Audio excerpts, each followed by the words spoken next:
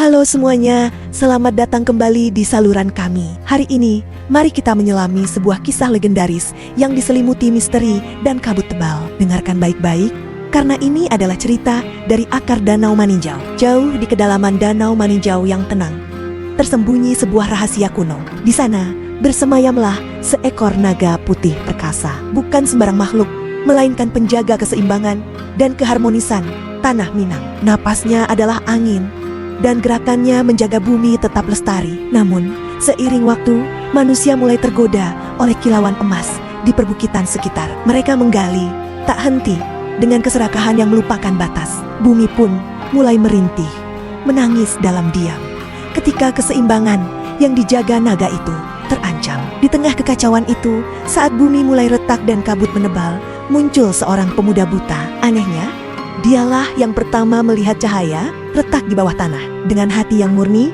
ia memahami bahwa naga itu bukanlah ancaman, bukan musuh yang harus ditakuti, melainkan justru sang penjaga yang sedang terluka parah. Dari bisikan lembut angin dan air mata bumi, dari kabut yang menyelimuti segalanya, lahirlah hujan pertama yang membas.